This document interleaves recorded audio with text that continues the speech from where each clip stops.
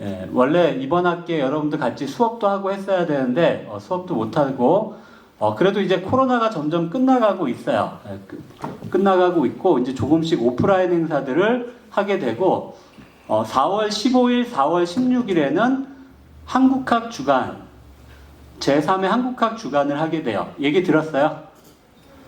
예, 거기에 그 올림피아드나 학술대회 참가하는 학생들이 있을 거예요.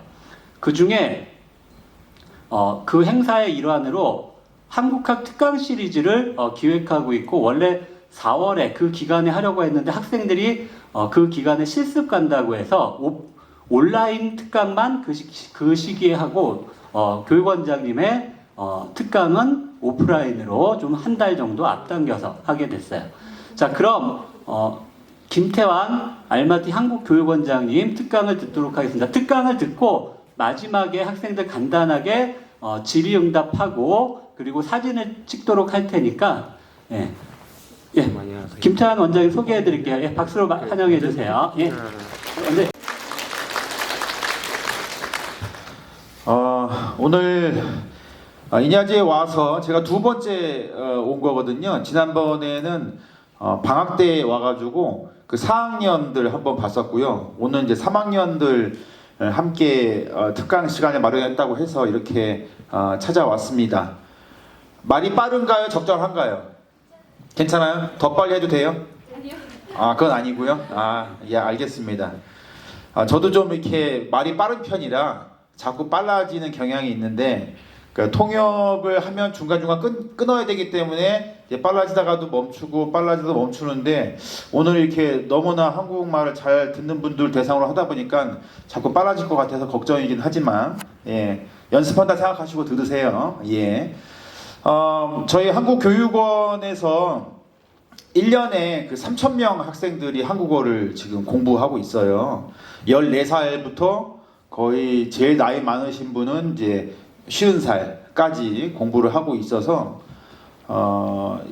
한국에 대해서 많이 저희가 이제 이야기를 하고 있긴 한데 대학에 와서 제가 이렇게 특강을 하는 건 여기 인야지가 처음입니다. 예. 그래서 오늘 제가 처음으로 여러분을 만나서 너무 반갑고 또 오늘 제가 한국에 대한 이야기를 할 건데 물론 이제 워낙 3년 동안 한국어도 공부하고 한국에 대해서 많이 또 보고 들은 게 많아가지고 잘 아실 수도 있는 내용인데 오늘은 아마 잘 그동안 접하지 못했던 이야기들을 좀 하려고 해요. 오늘 제가 하는 얘기는 한국 사람들도 그렇게 많이 알지 못하는 이야기들도 있어요. 예, 그래서 오늘 이야기를 좀 들으시면 낯설 수도 있고 한국이 무조건 좋은 동네만 또 아니거든요. 한국도 문제가 많아요. 예, 많아가지고 뭐 너무 살기 힘들다라는 사람들도 있고 너무 교통체증도 심하고 또 일자리도 없고 그래서 다른 나라 가고 싶다는 사람도 있어요. 그래서 어떻게 보면 한국 교육 원장님이 와가지고 한국이 좋다는 얘기는 안 하고 문제가 많은 나라다라고 얘기를 하는데 그래야 그 나라가 저는 발전한다고 생각을 해요. 아무도 문제가 있다고 얘기를 안 하면 나만 이상한 사람인가? 나는 불편하고 힘든데 나만 불평하고 힘들다고 하고 딴 사람들 아무 말도 안 하면 내가 이상한 사람인가? 그러면 그 사회가 발전을 못 하거든요. 얘기를 해줘야 이제 나라나 도시나 어떤 이런 정책을 결정하는 사람들이 저런 것 때문에 사람들이 불평을 하고 저런 것 때문에 사람들이 문제라고 하는구나. 그걸 빨리 고쳐야 되겠다라고 해야 그 나라가 그 도시가 그 지역에 이렇게 발전을 하는 거거든요. 예. 그런 테마를 가지고 제가 오늘 이야기를 좀 해주려고 합니다. 자, 먼저 하기에 앞서서 혹시 알마티 한국교육원에 와본 적 있는 사람 한번 직접 와본 적이 있는 사람 손 내려주시고 혹시 알마티 한국교육원에서 한국어 수업을 들어본 적이 있는 사람 그러시구나. 혹시 토픽 4급 이상 혹시 4급 이상 그러시구나. 토픽 시험을 한 번이라도 봐본 사람 그러시구나. 그럼 토픽 시험을 한 번도 안 봐보신 분들 중에서도 제가 하는 이야기를 다 이해는 하시나 보죠? 네. 아, 대단하십니다. 아, 이게 학교에서 얼마나 잘 이렇게 가르치고 계셨으면은 토픽 시험을 보지 않고 저희 교육원에서 수업을 듣지 않아도 또 이렇게 많은 분들이 한국어를 잘 이해하고 있다는 것에 대해서 놀랍습니다. 예. 그럼 먼저 저희 그 한국교육원을 좀 소개를 좀 드리도록 할게요. 요 앞에서 그 지금 노트북을 만지고 있는 이 알리 선생님은 여기 인야주를 졸업하신 선배님이세요. 처음 봤죠?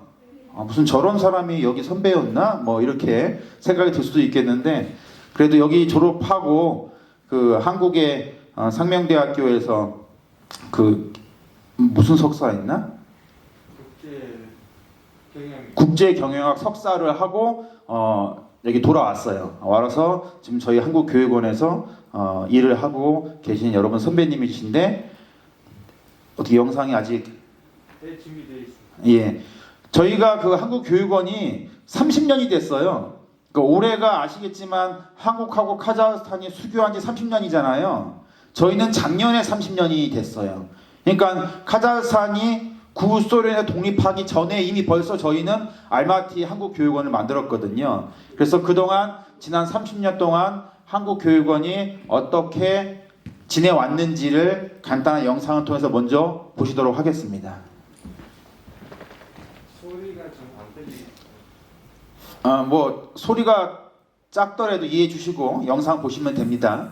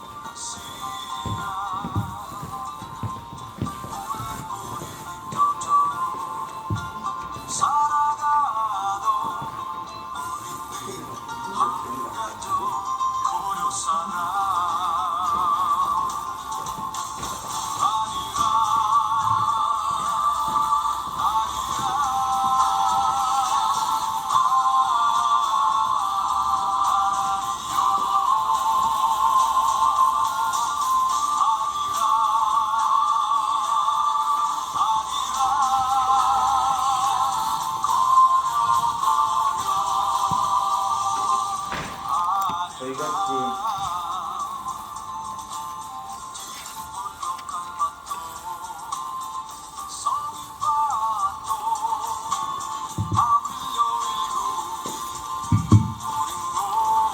저희가 이제 지난 30년 동안의 그 신문 기사 자료를 다 찾아가지고 이제 만들다 보니까 옛날 흑백 사진들이 많이 있죠.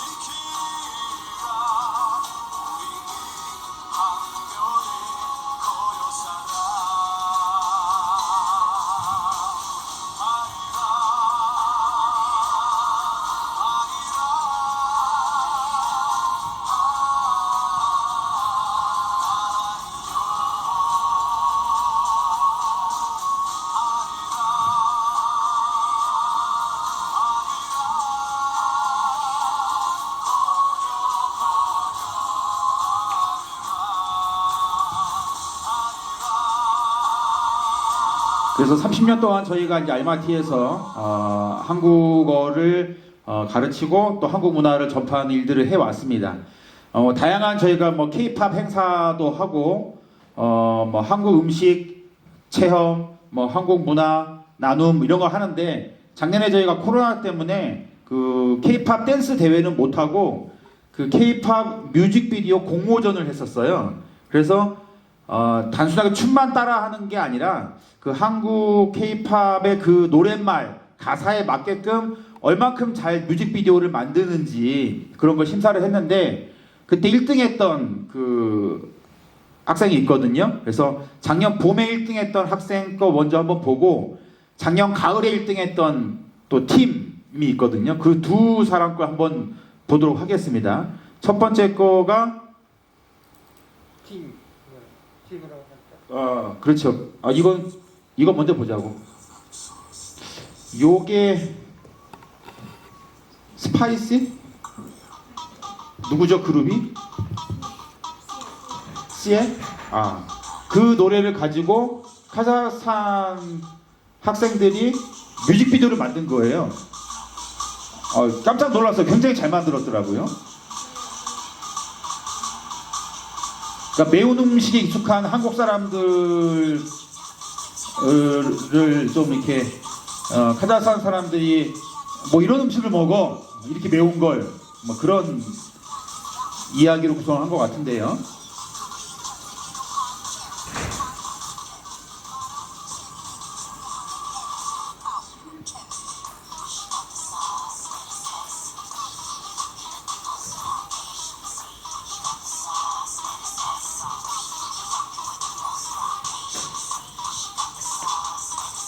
학생들이 만든 뮤직비디오로서는 제가 보기엔 제일 잘 만든 것 같아요. 가사말 내용하고도 잘 맞고 춤도 너무 잘 추고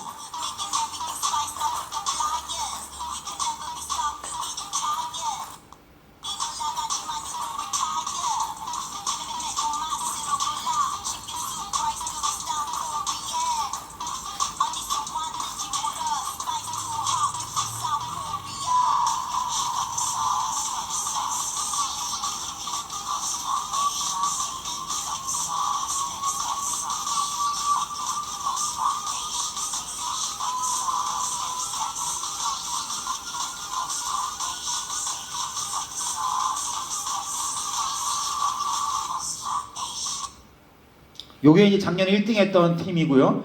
작년 봄에 1등 했던 남학생이 만든 그건 아니야? 네. 요거는 2등 했던 학생 거예요. 2등. 요게 제목이 뭐더라? 저도 잘 기억이. 이거 제목 아시는 분? 담당. 누구죠? 누가 부른 거죠? 소미? 선미.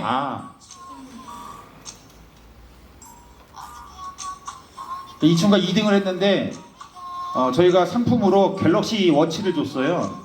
그 갤럭시 워치를 받아서 기분 좋게 가방에 넣고 버스 타고 집에 가는데 집에 와 보니까 그게 없어졌어요. 버스에서 누가 가져갔대요.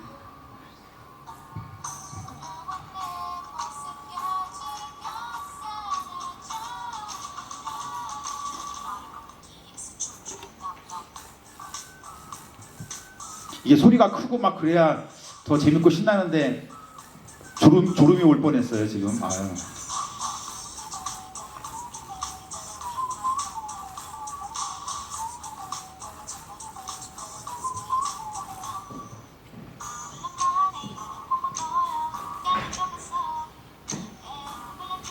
그래서 올해도 저희가 이 행사를 또 한 번 더 할 거예요. 그래서 혹시 이렇게 좀 춤에 노래에 아니면 이런 영상 만드는데 좀 재능이 있는 분들 많이 참여해 주시면 저희가 이제 심사를 해가지고 푸짐한 상품도 드리도록 하겠습니다.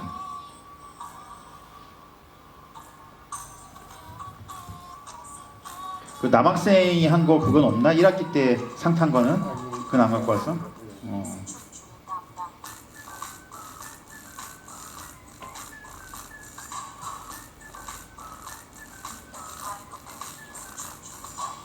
저 정도는 나도 춘다 뭐 이런 분이 지금 한 두세 명 있는 것 같긴 한데 나중에 많이 참여해 주세요.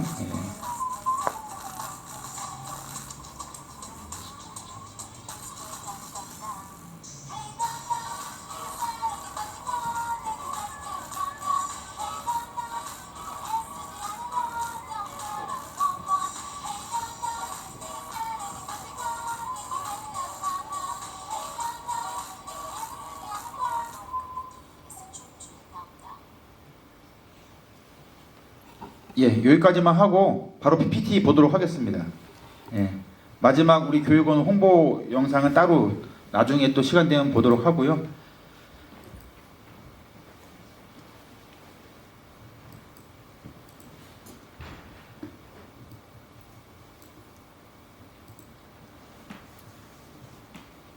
일단 마이크를 이걸 바꿉시다. 이게 성능이 좋은 것 같아요.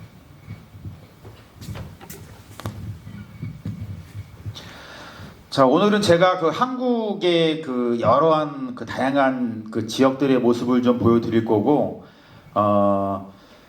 물론 이제 한국에 오랫동안 살았던 분들이라고 해서 한국을 다 아는 거 아니에요. 여러분들도 카자흐스탄 오래 살았다고 해서 카자흐스탄 전체를 다 알지는 못하잖아요. 예, 그런 것처럼 한국도 마찬가지예요. 그래서 그런 것들 중에서 좀 한국에 대해서 좀 더 이해할 수 있는 그런 내용들로 좀 구성을 해봤고요. 한국 그곳이 알고 싶다, 궁금하다 라는 주제를 좀 잡아봤습니다. 다음 커트 한번 볼게요. 그 한국의 위치가 어디냐라고 해서 뭐 지도에서 다 찾을 수 뭐 있겠지만, 사실은 뭐 카자흐스탄 나라 이 크기에 비하면 한국은 너무 작은 나라죠. 그리고 한국은 또 남한하고 북한하고 또 이렇게 분단이 되어 있다 보니까 더 작을 수밖에 없어요. 그래서 사우스 코리아 남한은 아마 카자흐스탄과 비교해 보면 아마 한 20배, 30배 정도 카자흐스탄이 더 큰 것 같아요. 예. 서울에서 이제 제가 서울에 살았는데 운전해서 가장 멀리 가는 도시가 부산이에요. 서울부터 부산까지 운전하면 한 5시간이면 가요. 근데 제가 여기서 알마티에서 운전을 해서 콜사이 호수 갔거든요. 5시간 걸리더라고요. 근데 한국은 그게 다예요. 5시간이면 전국 어디나 다 갈 수 있어요. 근데 여기는 5시간 가야 따라주고 5시간 가야 뭐 춘자 정도 가고 뭐 딸띠구르간 정도 가는 것 같더라고요. 그러니까 너무 카자흐스탄은 큰 나라인 거죠. 그것에 비하면 한국은 너무 작은데, 한국의 가장 맨 위에 있는 북쪽 끝이 북한하고 러시아랑 만나는 곳이에요. 거기에서 서쪽으로 왼쪽으로 쭉 가면 여기 알마티예요. 그러니까 알마티는 서울하고 비교해 보면 굉장히 북쪽에 있는 거죠. 그러니까 좀 더 춥다라고 보면 되고, 한국에서 제일 남쪽에 있는 게 저 밑에 있는 이제 섬이 제주도. 제주도의 제일 남쪽에 있는 더 작은 섬이 마라도가 있어요. 예. 근데 마라도 밑에 섬이 하나 있는데 그 섬은 파도가 세게 치면 보이고 평상시에는 안 보여요. 그러니까 바다 속에 약간 밑에 있는 큰 바위인데 파도가 세게 치면 잠깐 보여요. 근데 평상시에는 안 보이는 그런 섬이 있어요. 그게 이어도란 섬이에요. 이어도란 섬에다가 한국에서는 이제 기상 관측소를 만들어 가지고 태풍이 올라오면 가장 먼저 거기서 감지를 하죠. 그럼 태풍은 한국에는 여름에 올라오는 아주 거대한 바람인데 그 바람 때문에 피해를 많이 보거든요. 뭐 가판 같은 거 다 떨어지고 나무 부러지고 이러기 때문에 조심해야 되는 바람인데, 그걸 관측하기 위해서 한국의 제일 남쪽 끝에 섬에서도 더 바닷가 쪽에 나가서 바다 속에 있는 바위 암석 위에다가 기상 관측소를 만들어 놨죠. 거기는 거의 어디 정도 되냐면은 터키, 안탈리아나 이란 정도 되는 남쪽이에요. 그러니까 한국은 굉장히 길쭉한 나라다 이렇게 보시면 되겠죠. 다음 거 볼게요. 점점점 그 지구가 더워지고 있다 이런 얘기 하잖아요. 예. 저도 알마티가 굉장히 춥다고 생각했거든요. 근데 생각보다 안 춥더라고요. 그래서 별로 안 춥네 라고 했더니 올해 유독 안 추웠대요. 근데 한국도 마찬가지예요. 한국 겨울도 굉장히 춥거든요. 근데 전화해보니까 올해 별로 안 추웠대요. 근데 갈수록 점점 안 추워지고 있는 상황인 거예요. 그러면 지구가 따뜻해지고 있다? 보통 이제 지구 온난화라는 표현을 쓰거든요. 글로벌 워밍이라고 하죠. 그러니까 빙하도 녹고, 북극과 남극에 있는 빙하가 녹으면 지금보다 바닷물이 60m 이상 올라온다는 거예요. 그러면 한국은 60m 안 되는 땅은 다 물에 잠기는 거거든요. 그럼 한국은 지금도 나라가 작은데 만약에 빙하가 다 녹아서 바닷물이 지금보다 60m 이상 올라오면 한국 땅덩어리는 3분의 1밖에 안 남아요. 예, 그렇죠.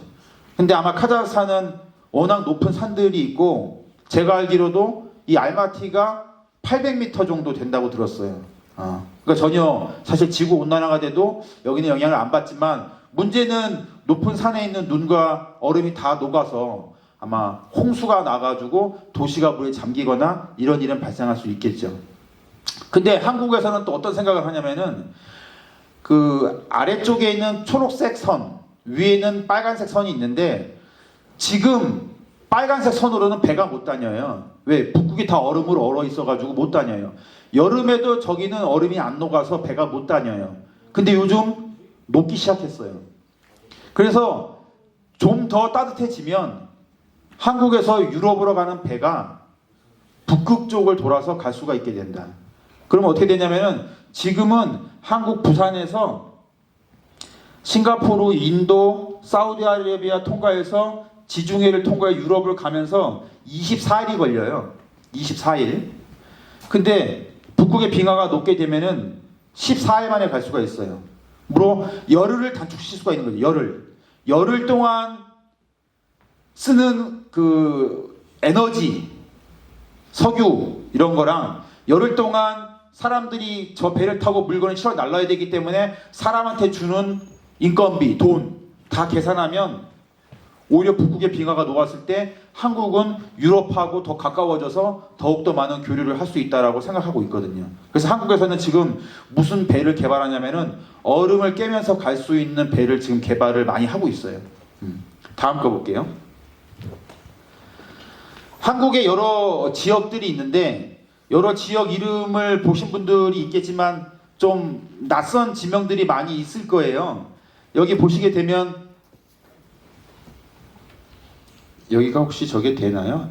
레이저가 안 되죠. 보시게 되면 이제 저거부터 볼까요? 그 남쪽에 보면은 서울이 있고 주변에 경기도가 있잖아요. 뭐 이거 많이 들어봐서 알 거고. 근데 이제 강원도, 충청북도, 충청남도, 전라북도, 전라남도 이거 다 들어보셨어요 혹시? 예.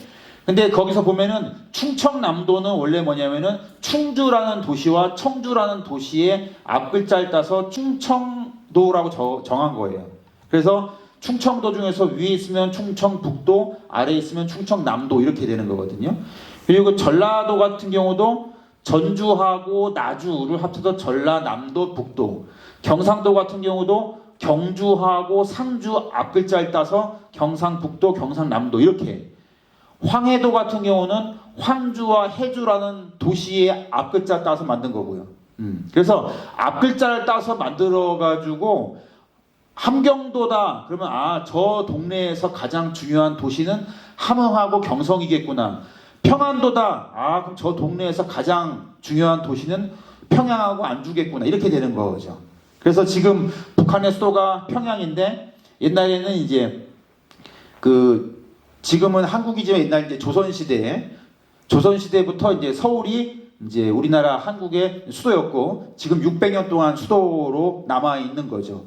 원래 이제 카자흐스탄도 알마티가 수도였다가 누르스탄으로 바뀌었잖아요. 근데 한국도 사실은 그런 얘기가 있었어요. 서울이 600년 동안 이 자리에서 수도가 되다 보니까 더 이상 집 지을 땅도 없고 땅값도 너무 비싸고 교통도 너무 막히고 다른 데 좀 옮기자라고 한 얘기가 있어요. 근데 아직 수도로 옮기는 계획이 확정된 건 아닌데 일부 행정적인 것들만 옮겼죠. 그게 이제 세종시라고 있어요. 그 세종시는 세종대왕에서 이름을 따온 거예요. 그래서 앞으로 이제 그 도시가 수도로서 될 수 있겠다라는 얘기는 나오고 있지만 아직 결정된 건 없고요. 다음 거 볼게요. 그래서 이제 한국의 이제 도시 그리고 한국의 경제에 대한 이야기도 좀 할 건데요. 다음 것들. 한국에 있는 도시들은 각 도시마다 자기네 브랜드 뭐라고 해야 되나요? 저런 걸 뭐라고 하죠? 아이콘. 그 도시를 상징하는 어떤 그 상징물들을 만들어요. 서울은 해치라고 부르는 저런 귀여운 캐릭터를 만들어가지고 도시를 홍보해요.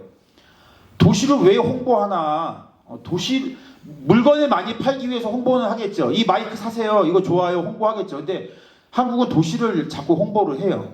왜냐하면은 한국은 그 서울의 시장, 평택 시장을 다 그 지역 주민이 뽑아요. 투표를 해서 선거를 해서 뽑아가지고 그 시장이 우리 도시를 얼마큼 발전시킬 수 있는지 그걸 계속 평가를 해요. 그러니까 그 시에서는 다른 지역에다가 우리 도시로 많이 오라고 홍보를 하게 되는데 홍보하기 위해서 저런 예쁜 캐릭터를 만들어서 홍보를 해요. 이거 보통 이제 지역 마케팅이라고 하는데 서울은 해치. 해치는 저게 뭐냐면은 사실은 이 세상에 존재하지 않은 동물이에요. 사자도 아니고 호랑이도 아니고 사슴도 아닌 그런 상상의 동물을 만드는 거거든요. 옛날에 조선시대에. 근데 그걸 가지고 서울의 상징으로 지금 홍보하고 있는 거고 평택은 동물이 아니라 평택은 한국에서 제일 유명한 바다를 끼고 있는 항구, 큰 배들이 정박할 수 있는 항구가 부산하고 인천이거든요. 근데 최근에 뜨고 있는 동네가 평택이에요. 평택은 중국하고 가까워서 중국에서 물건을 사올 때 거의 이제 평택 항으로 들어오거든요. 그러니까 평택은 배를 가지고 캐릭터를 만든 거죠. 우리는 수출과 항구의 도시야. 이런 걸 홍보하는 거예요. 다음 거. 대구. 대구 들어봤어요? 대구? 예. 대구에도 인구가 많고, 여기는 섬유 공장들이 많아서 옛날부터 패션의 중심지였어요. 그래서 패션이라는 그 캐릭터를 만든 거예요. 물론 패션이란 말은 사실 한국어가 아니죠. 영어인데 그걸 캐릭터로 만들어서 도시를 홍보하고 있는 거고 강원도에 태백이라는 곳이 있어요. 태백은 그 석탄으로 유명한 동네거든요. 석탄은 색깔이 까맣잖아요. 까맣다라는 뜻으로 저런 캐릭터를 만들었어요. 예. 근데 지금은 한국은 거의 석탄을 쓰질 않아요. 집에서 석탄을 거의 안 떼거든요. 대부분 전기로 하거나 뭐 천연가스를 쓰거나 하고 있죠. 이처럼 어떻게든 자기 도시를 알리기 위해서 한국에 있는 도시들은 저런 캐릭터를 만들어서 홍보를 하고 있다. 많이 사람들이 놀러 와야 여기에서 먹고 자고 생활을 해야 그 지역 사람들이 돈을 많이 벌 수가 있잖아요. 그렇게 이제 많이 홍보하고 있고요. 다음 거. 충청남도 보령에는 해수욕장이 있는데 여기는 그 갯벌, 혹시 갯벌이라고 들어봤어요? 갯벌? 평상시에는 바닷속에 잠겨 있는데 시간이 지나면 물이 쭉 빠져요. 그래서 하루에 물이 들어왔다 빠졌다를 반복을 해요. 2번씩. 그래서 물이 빠지면, 그러니까 물이 빠진다는 의미가 잘 이해가 안 될 수도 있어요. 한국은 바다가 많은데 특히 서해 바다, 서쪽에 있는 바다는 수심이 얕아가지고 하루에 2번씩 물이 들어오고 나가고 들어오고 나가고 그래요. 그러면 나갈 때 물이 빠지거든요. 물이 빠져나가면 여기에 진흙이 나타나요. 그게 이제 진흙, 머드인데 그 머드가 색깔이 이런 색깔인데 굉장히 고와서 얼굴에 발라도 전혀 느낌이 없을 정도로 너무 고와요. 그래서 그걸로 화장품을 만들기도 해요. 그리고 그 진흙을, 그 머드를 얼굴에 바르고 온몸에 바르면 피부가 좋아진다고 해서 많은 관광객들이 놀러 와가지고 이렇게 이제 진흙에서 뭐 물놀이도 하고 하죠.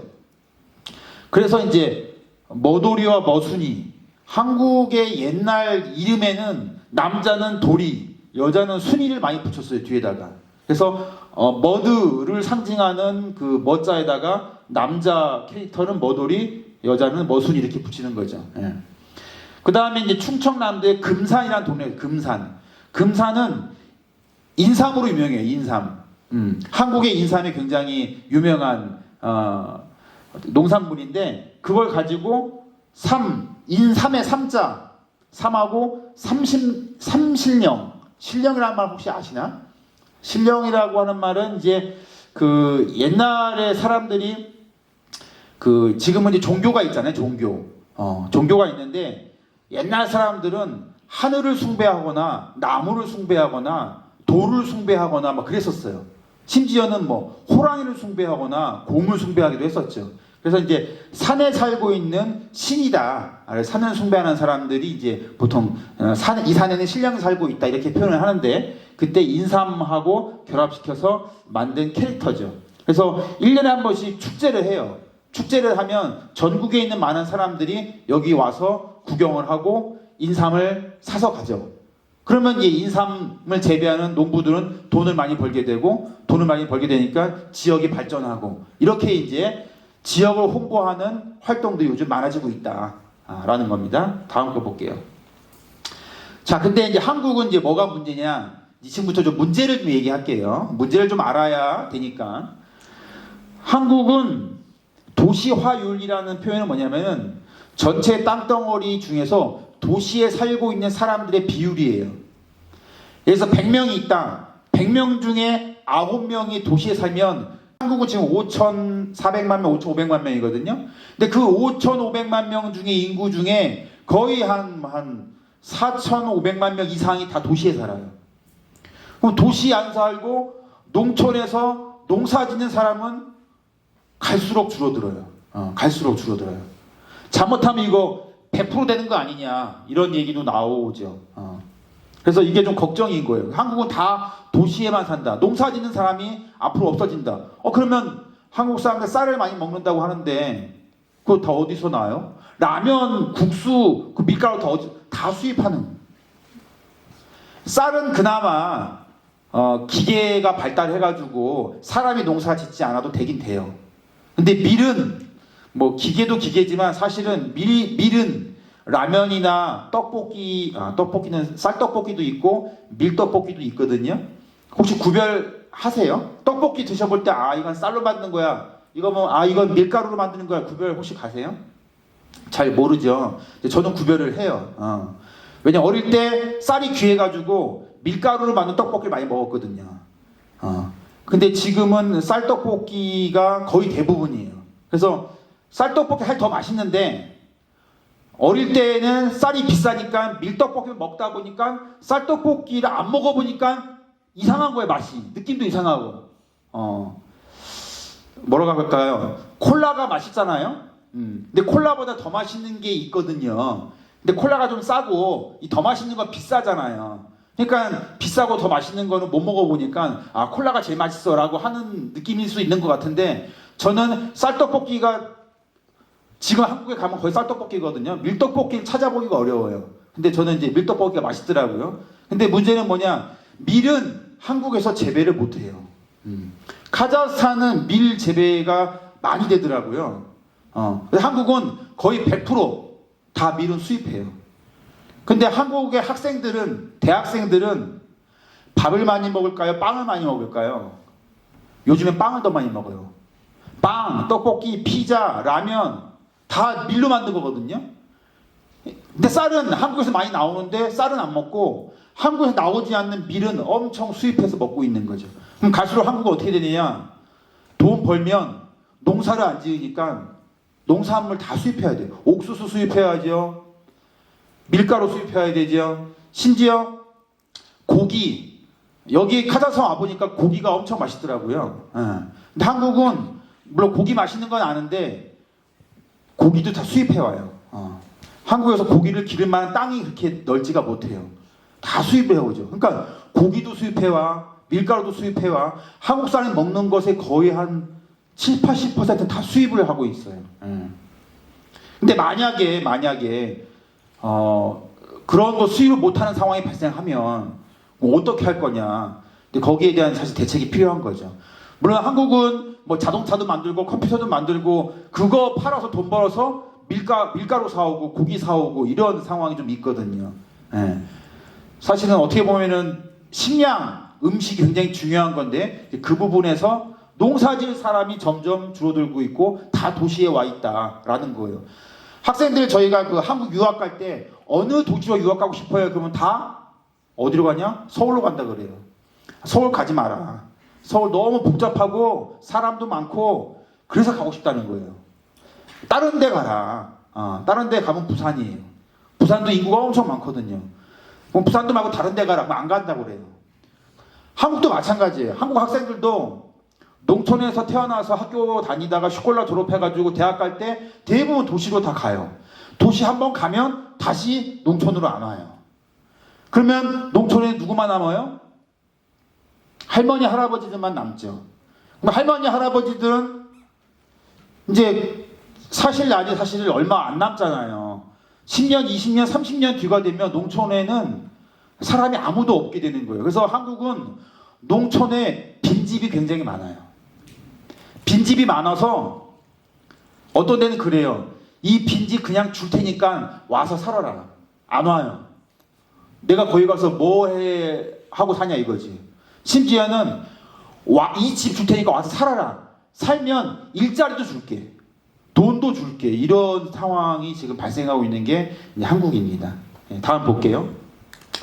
그래서 한국은 1990년, 그러니까 30년 전부터 인구가 서서히 줄기 시작했어요. 그래서 저기에 보면은 파란색 그래프 제일 위에 있는 게 서울의 인구예요. 서울의 인구가 엄청나게 빠르게 늘다가 90년대 되면서부터 더 이상 늘지 않고 조금씩 줄기 시작해요. 이제 문제죠. 이제 나이 드신 분들은 이제 돌아가시는데 또 하나 문제는 아이를 많이 안 낳아요. 모르겠습니다. 그 카자흐스탄은 보통 형제가 몇 명이에요? 형제가 몇 명 있어요? 언니, 동생, 오빠, 남동생, 여동생 몇 명 있어요? 네? 외동딸이에요? 한 명이에요? 이거 한국 스타일인데? 몇 명 있어요?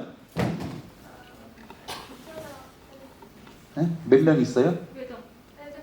외동딸이에요? 야, 얼마나 대도시라 그런지 벌써 이렇게 도시화가 많이 진행이 됐을까요? 혹시 집에 형제나 자매 몇 명 있어요? 오빠 한 명, 두 명 이렇게 있어요? 여기는 이미 한국과 같은 혹시 이건 5명, 4명, 좋습니다. 저는 이제 주변에 보통 한 명. 근데 저희 부모님은 저희 엄마는 7명인데 저희 이제 아빠 쪽은 4명이고 그래서 그 당시에는 4명은 너무 적다. 더 낳아라. 그래서 보통 5에서 9명까지 낳았다는 거예요. 근데 지금은 이제 안 낳거나 1명이거나가 거의 대부분인 거예요. 그러면 한국은 요렇게 가면 30년 뒤에 대학생이 없다는 거예요. 그리고 한국은 남자는 다 군대 가거든요. 군대 갈 남자가 없다는 거죠. 그래서 지금 한국은 그게 심각한 문제가 되고 있어요. 근데 방법이 없어요. 뭐 방법이 있겠어요? 애를 안 낳는다고 강제로 낳으라고 할 수도 없는 거잖아요. 예. 그리고 이제 그 여성들이 사회 진출을 많이 하게 되면서 한국도 사실 남자보다 여자가 더 똑똑해요. 모르겠어요. 옛날에는 남자들이 더 높은 자리에 올라가고 더 취업이 잘 되고 했던 것 같은데 요즘과 같은 이제 정보화 사회라든가 이렇게 사회가 바뀌면서 여성들이 더 공부 잘하고 여성들이 대학에 더 잘 가고 시험을 보면 여성들이 더 많이 합격하고 막 그래요. 한국은 시험을 봐서 이렇게 사람을 뽑거든요.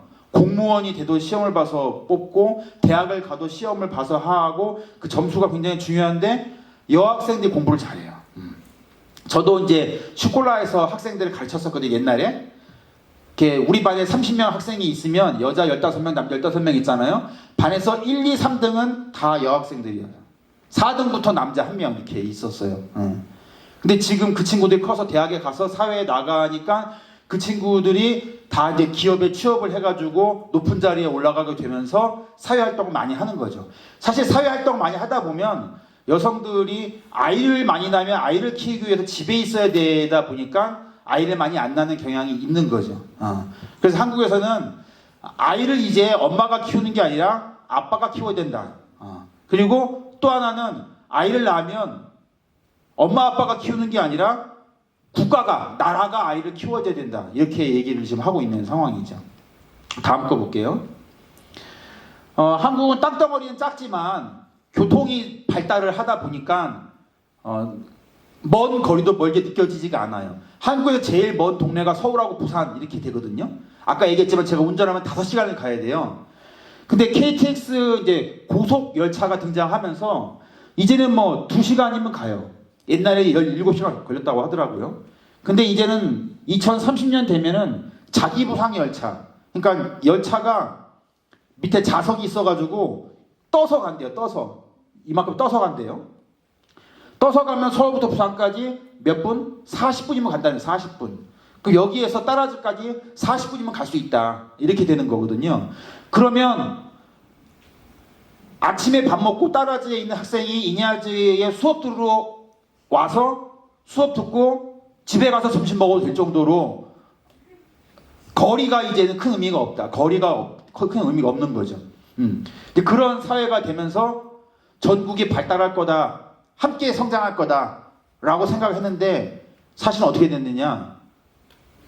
만약에 여기 알마티하고 따라주하고 이 고속 열차가 깔리게 되면은 따라주도 인구가 증가하고 알마티도 인구가 증가할 것 같지만 실제로 도로가 깔리면 따라주에 있는 사람이 알마티로 다 온다는 거예요. 와서 일 있을 때 따라주 가면 되지. 쉽게 갈 수 있으니까. 그리고 알마티에 와 있으면 다른 동네도 쉽게 갈 수 있잖아요. 그래서 오히려 더 큰 도시는 더 커진다. 그래서 이 KTX가 생기고 나서 서울에 있는 사람들이 좀 지방으로 좀 갈 줄 알았는데 서울이 살기 더 좋더라. 서울만 가면 부산도 2시간 만에 갈 수 있더라. 이러면서 다 서울로 또 오게 되는 상황. 그러니까 애들은 안 나와서 인구는 주는데 지방에 있는 사람들은 계속 서울로 오는 이런 문제가 계속 발생하고 있다. 다음 거요. 그래서 저기 지도를 보면 저쪽 위에 빨간색이 서울 근처거든요. 그 요 끝에 있는 빨간색인 데가 부산 근처고, 그러니까 서울하고 부산 주변에 거의 사람들이 몰려 있고, 하늘색, 파란색 있는 데는 인구가 거의 없어요. 한국 땅덩어리는 작은데 몇 개의 도시에만 다 몰려 사는 이제 그런 거죠.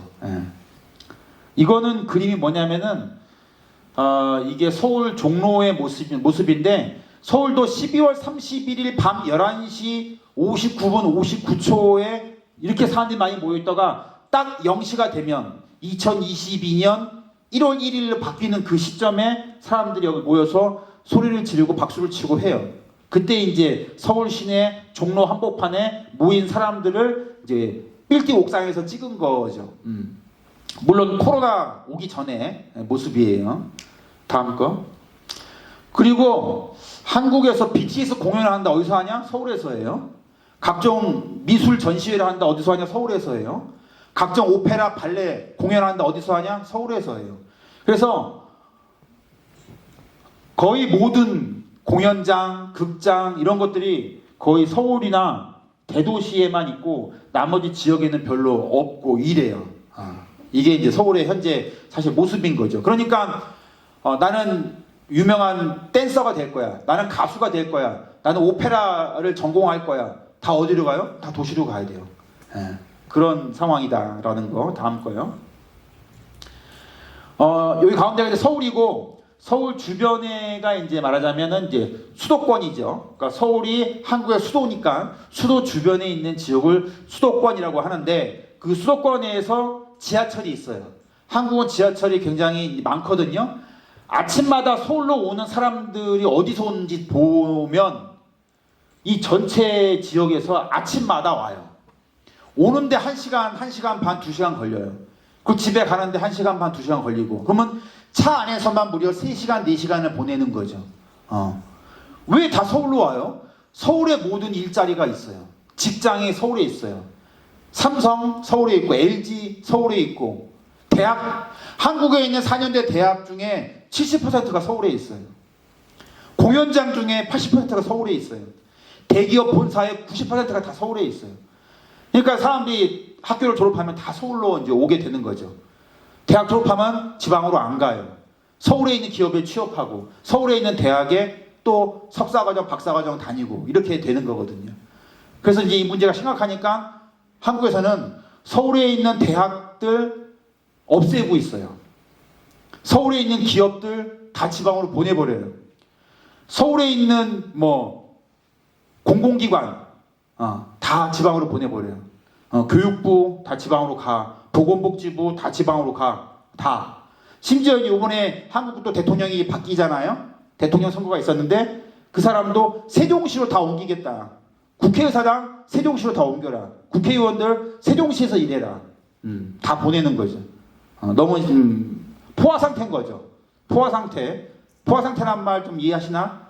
터질 수 있다. 터져버릴 수도 있겠다. 뭐 이런 얘기를 합니다. 다음 거. 이게 서울 지하철 노선도예요. 저도 헷갈려요.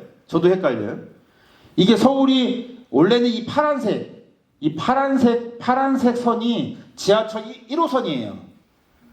이게 처음 생겼다가 어디죠? 이것도 초록색 이게 2호선, 주황색 3호선, 그다음 하늘색 4호선, 이 보라색 5호선. 저 여기까지밖에 잘 몰라요. 6, 7, 8, 9호선까지 생기고 이름을 붙이지 않는 다른 또 가지로 뻗어나가는 지하철도 생기면서 현재 이게 아까 얘기한 것처럼 서울에 출퇴근하는 사람들이 이 지하철을 이용해서 서울로 오고 있는 거죠. 그러니까 서울은 땅 위에도 복잡하지만 땅 아래도 복잡한 상황이다라는 겁니다. 제가 옛날에 여기를 가려고 서울역에서 이 파란색 지하철을 타려고 기다리고 있었거든요. 지하철이 오길래 탔어요. 타서 이제 음악 듣고 한참 가고 있다가 다 왔나 하고 봤더니 한 이쯤 왔을 거라고 생각을 했거든요. 제가 잘못해서 반대로 타가지고 제가 여기가 있더라고요. 그래서 그날 제가 그 중요한 미팅이 있었는데 참석하지 못해가지고 굉장히 곤욕을 치렀던 일이 있습니다. 서울 사람들도 헷갈려가지고 많이 혼동하는 상황인데 인구가 1000만 명이나 되다 보니까 이럴 수밖에 없는 것 같아요. 인구가 1000만 명이면 카자흐스탄 전체 인구의 반이 서울에 와 있다라고 보면 되는 거죠. 다음 거 볼게요. 그래서 이제 그 인구 구조 옛날에는 아이들이 많았어요. 저 밑에 피라미드라고 하는데 저 밑에 막대기가 인구인데 밑에 막대기가 점점 짧아지잖아요. 그러니까 아이를 안 낳는다는 거거든요. 이렇게 아이를 안 낳으면 10년, 20년, 30년 지나면 한국에는 젊은 층이 이제 없어지는 상황이 발생할 수 있는 거죠. 그래서 한국 대학들 중에서 외국인 유학생을 많이 받으려고 해요. 한국 대학생들만으로는 대학이 사실은 운영이 될 수가 없는 거예요. 교수님들은 많고 학과는 많은데 학생이 없는 거죠.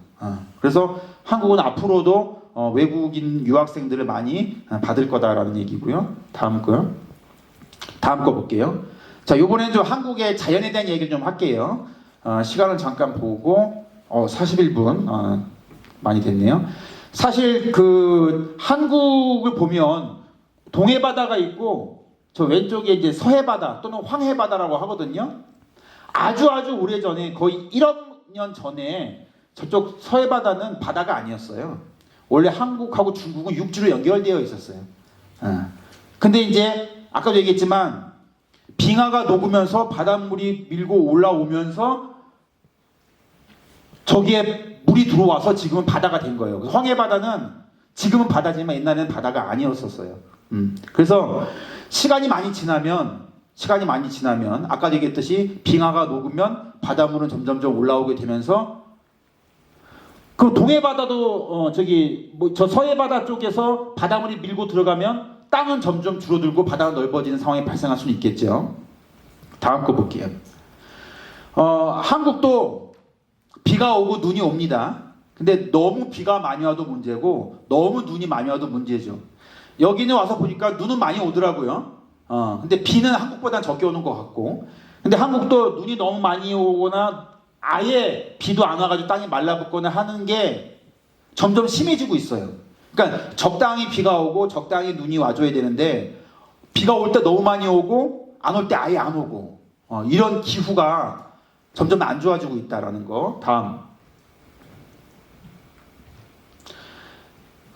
이게 알마티 사과의 도시잖아요. 한국도 사과 좋아해요. 근데 사과는 날씨가 따뜻해지면 재배를 못해요. 근데 아까도 얘기했지만 날씨가 점점 따뜻해지고 있잖아요. 그러니까 남쪽은 날씨가 따뜻해지니까 사과를 점점 북쪽에서 재배를 해요. 점점 더 올라가는 거죠. 그런데 더 이상 올라가면 사실 한국은 여기가 북한이잖아요. 시간이 지나면 남한에서는 한국에서는 사과를 재배 못할 수도 있어요. 너무 더워서. 그래서 저 옆에 지도에 보면 파란색이 옛날에 사과가 재배가 가능한 지역이었는데 지금은 사과 재배 가능 지역이 저렇게 줄었어요. 아마 10년, 20년 더 지나면 한국에서는 파란색 사과를 재배할 수 있는 동네가 없어질 수도 있다. 다음 거 볼게요.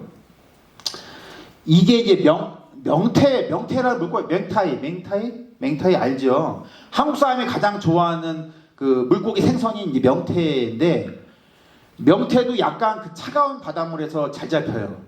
그래서 옛날에는 한국의 사람들이 그냥 동해바다, 남해바다 어디에서 명태를 잡을 수 있었는데 지금은 못 잡아요. 어디에서 잡느냐? 러시아까지 올라가야 돼요. 북한에서도 못 잡힌대요. 바닷물이 따뜻해져가지고 러시아 오호츠크에까지 캄차카 바다까지 올라가 잡아갖고 와요. 근데 거기는 러시아 바다거든요. 그럼 어떻게 하냐? 우리가 러시아한테 돈을 주고 명태 잡이 허락을 받고 명태를 잡아갖고 와요. 아, 그렇게까지 명태가 맛있냐?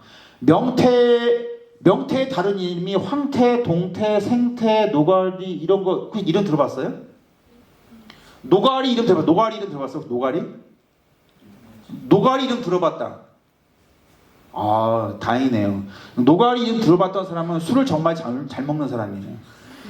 한국 사람들은 저 노가리하고 맥주하고 궁합이 잘 맞다고 해서 자주 먹는데 뭐냐면은 황태는 이 생선 이름이 명태인데 이 명태를 이 추운 날, 눈 오는 날 밤에 얼고 낮에 해가 찌면 녹고 밤에 얼고 녹고 하면 이게 살이 아주 부드러워져요. 그걸 황태라고 그래요. 동태는 그냥 얼려놓는 거예요. 동태. 생태는 얼리지 않고 물론 물고기를 잡아서 죽어는 있지만 얼리지 않은 상태가 생태인 거죠. 노가리는 뭐냐? 명태 새끼예요. 명태 새끼를 이제 말려가지고 이제 그걸 이제 뭐 맥주랑 같이 먹으면 굉장히 맛있다라고 해서 한국에서는 맥주 먹을 때 안주로 뭐 치킨을 많이 먹는 건 요즘에 뭐 젊은이들이 드라마 보고 많이 하는 건데 원래 원조는 뭐냐? 맥주의 노가리가 원래 원조다. 근데 이 명태가 한국에서는 잡히지가 않는다라는 거죠. 그래서 이 먹는 음식도 기후가 바뀌면서 더 이상 옛날에는 시장에 가면 싸게 살 수 있는 것도 한국은 더 이상 살 수 없고 구경할 수 없는 상황이 되다 보니까 점점점 많은 음식의 원료를 해외에서 수입하고 있는 상황이 현재 한국의 상황이다라고 얘기할 수 있겠습니다. 이제 마무리할게요. 다음 거. 한국과 중국, 한국과 일본은 가까이 있는 나라이기 때문에 옛날부터 사이좋게 잘 지내기도 했지만 많이 또 싸우기도 했었어요. 근데 지금도 이 바다를 가지고 좀 약간 문제가 있어요. 왜냐? 이 바다에는 많은 자원이 있잖아요. 물고기도 잡아와야 되는데 이 중간에 있는 바다는 누구 바다냐 가지고 주변에 이제 많은 갈등이 있죠.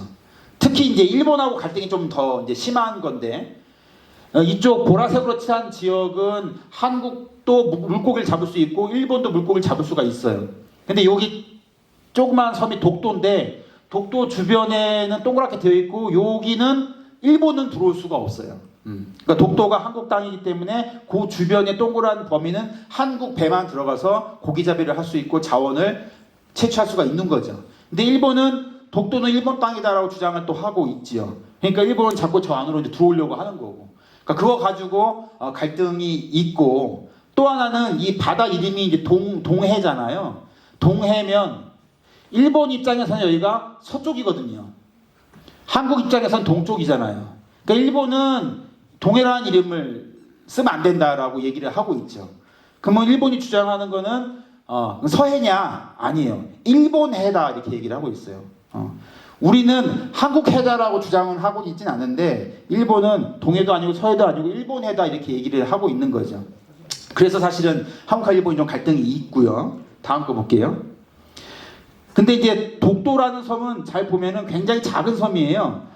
근데 바다 속에는 이렇게 커요. 독도가 요 위에만 살짝 물 위에 나와 있는 거지 실제 아래쪽은 엄청난 큰 화산이에요. 화산. 마그마가 나오는 화산인 거죠. 물 위에 나와 있는 거 요만큼이에요.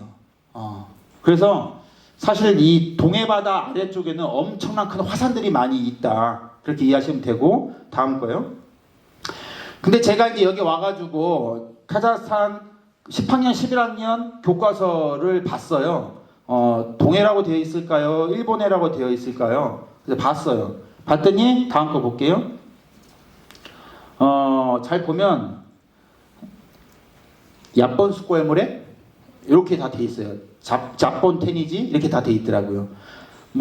까레이 이런 말 한마디도 없어요. 그래서 카자흐스탄이 일본하고 더 가까운가? 이런 생각을 했었죠. 근데 이제 이 지도가 러시아 지도를 그냥 그대로 갖다 쓴 거더라고요. 그 러시아 지도를 봤더니 러시아 지도가 다 일본해로 되어 있어요. 러시아 지도는 뭘 보고 했냐 했더니 전 세계의 바다 이름을 표시한 그 유엔에 있는 기구가 국제 수호 기구가 있는데 거기에서 일본해라고 써 있는 거예요. 그럼 유엔이 잘못한 거 아니냐? 너 이거 언제 정했냐? 했더니 1917년인가 20몇 년 정했대요. 그때는 한국이 뭐였어요? 그때가 일본의 식민지였어요. 근데 나라가 없었어요. 나라를 뺏겼죠. 일본한테. 그때 회의할 때 한국 대표로 누가 참가했느냐? 일본이 참가를 했었던 거죠. 그래서 지금까지 이어져 온 거죠.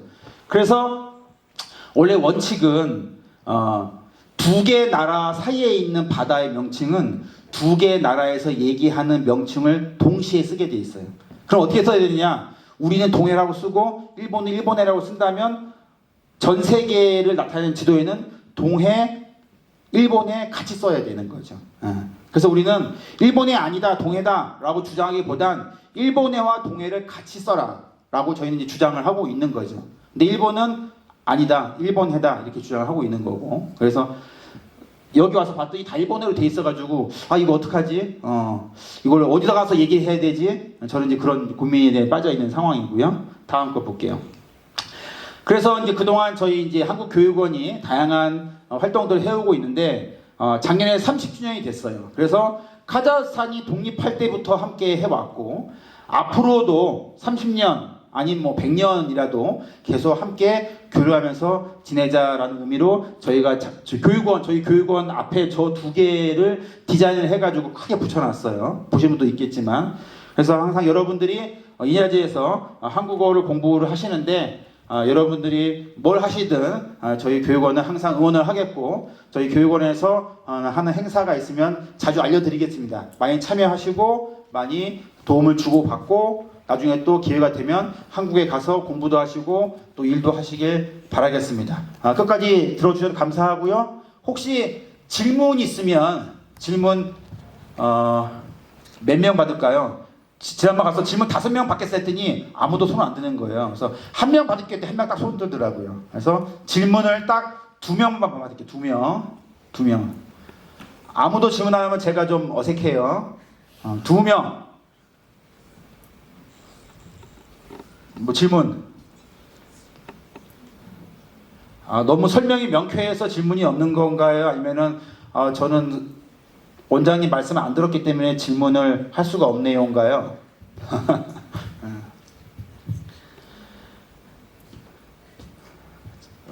괜히 저랑 눈 마주치면 시킬까봐 고개 괜히 숙이고 있고 막 그러시네요. 예, 좋습니다. 질문. 예. 질문이 아니고요. 예. 한 말이에요. 그러세요? 너무 재밌었고 너무 일이 있었던 강의였어요. 감사합니다. 감사합니다. 누가 시킨 거 아니에요? 누가 시켰죠 옆에서? 옆에 아무도 안 앉았네. 예, 좋습니다. 감사합니다.